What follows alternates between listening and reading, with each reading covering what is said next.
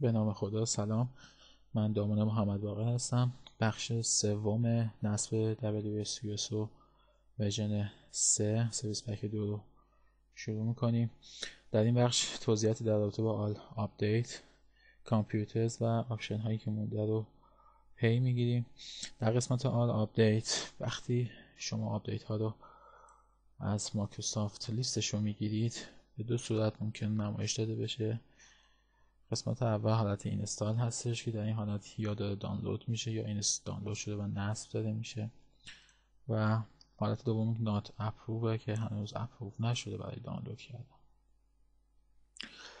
در این قسمت اینفورمیشنی در رابطه با اون آپدیت داده میشه، آیا که آپدیت آیا دانلود شده یا نشده یا توسط کامپیوتر درخواست شده. الان این آپدیت توسط یک سرور 2003 درخواست شده. این آپدیت احتمالا در حالت دانلود هست و شما میتونید روی تک تک آپدیت ها برید و ببینید که هر کدوم درخواست داشتن یا چه مشکلی داشتن.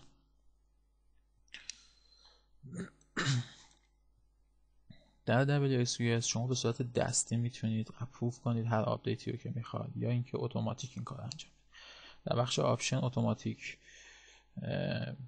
روش اتوماتیک اون رو به شما نشون میدیم، ولی در این حالت شما میخواید به صورت دستی اگر آپدیتی رو اپروو بکنید، فقط کافیه که اون آپدیت رو سلکت کنید، رایت کلیک کنید و اپروو کنید، موافقت کنید برای دانلود شدن اون تا بعد روی سیستم هاتون نصب بشه. بعد زمان اپروو کردن از شما سوال میشه که این آپدیت روی چه نوع از کامپیوترها میخواد نصب بشه، آیا همه کامپیوترها یا فقط آن اساین کامپیوترها، که شما میتونید هر کدوم که خواستید انتخاب بکنید و گزینه اوکی رو بزنید.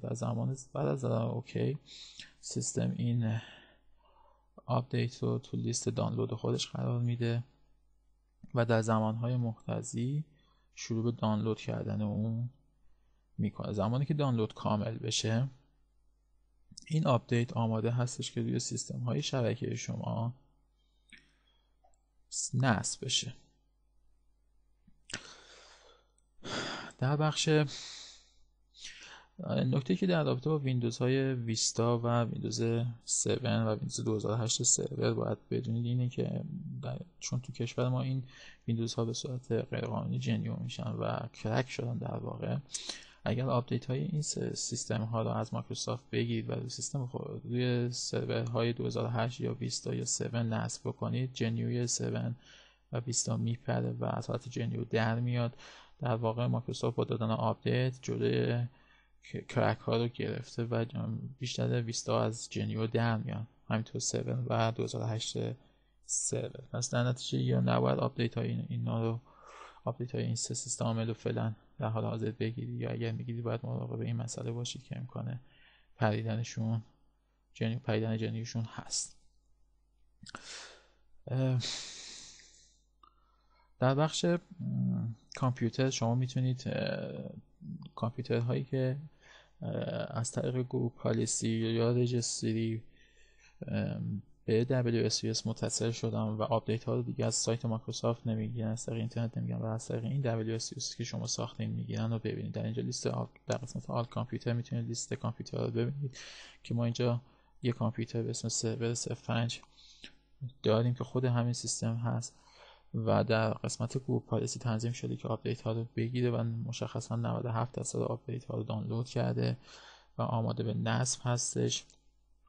تنظیماتی که در روی کلاینت ها و سرور ها برای گرفتن اطلاعات یا دانلود کردن آپدیت ها از WSUS باید در گروپ پالیسی اعمال بشه رو به شهری که نشونتون میدن هست. در گروپ پالیسی شما میتونید در قسمت Administrative Template، در قسمت Windows Update گزینه هایی رو برای معرفی WSUS سرور به کلاینت و به سرورها مشخص بکنید. اگر در دامین هستید میتونید این پالیسی رو در روی دامین اعمال بکنید و در اونجا تمام سیستم هایی که جوینت به دامین میشن از این روش WSUS متصل میشن، یا اینکه به صورت لوکال برای تک تک کلاینت ها این کار رو انجام بدید.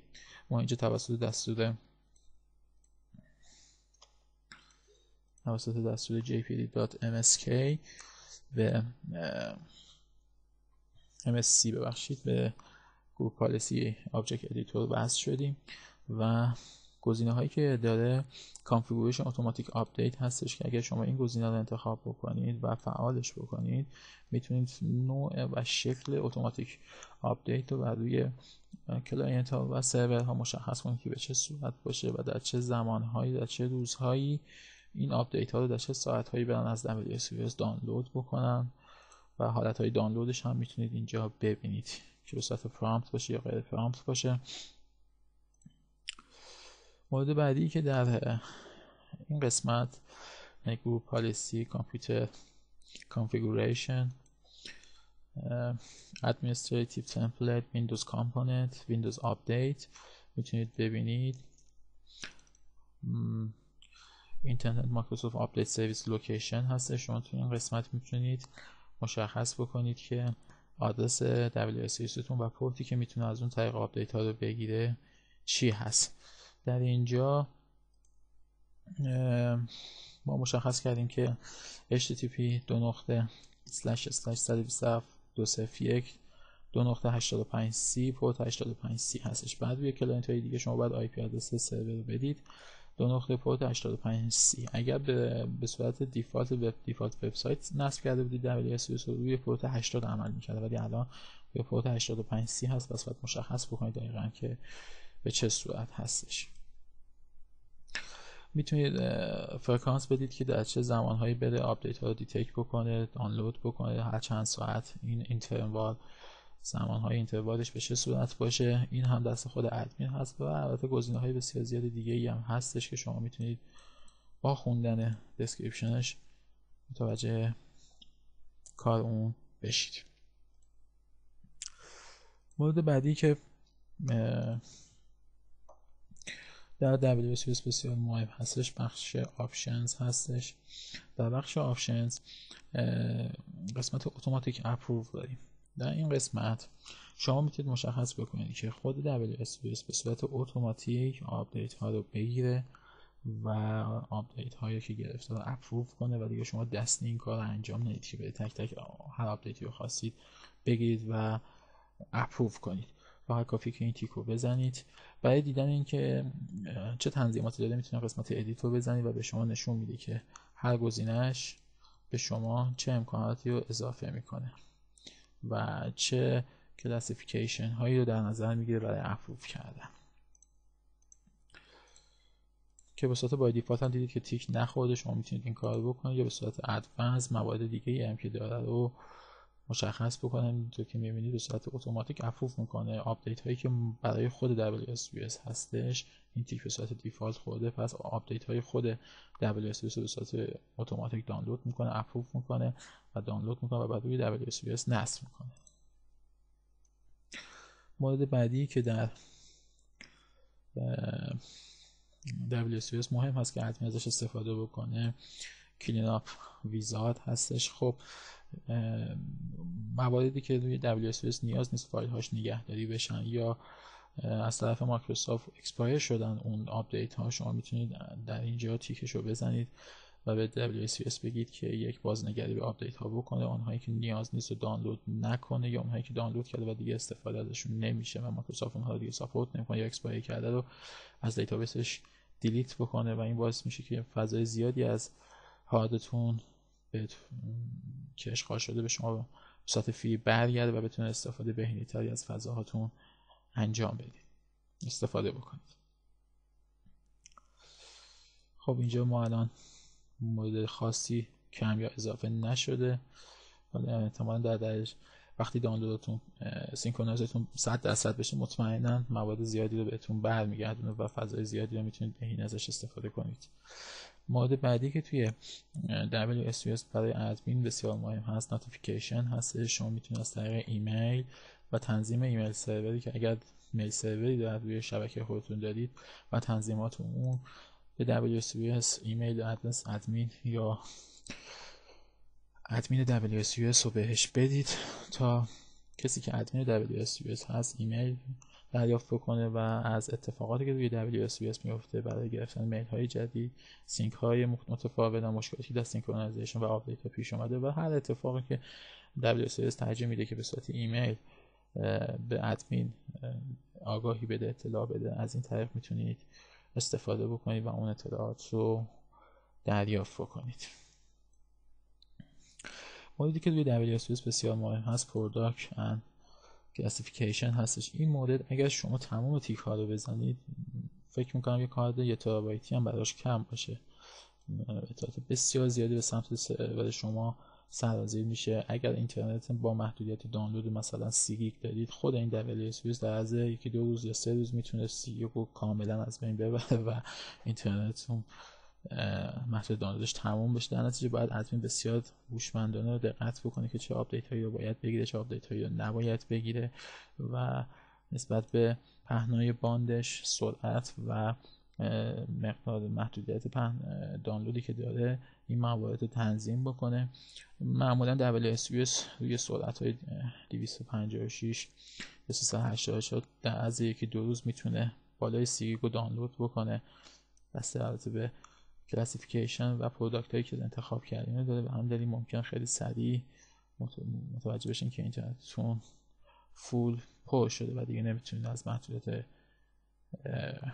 دانلود استفاده بکنید. در نتیجه اگر اینترنت با محدودیت دارید، ادمین باید بسیار مراقب این قضیه باشه که مشکل ساز نشه WSUS براش.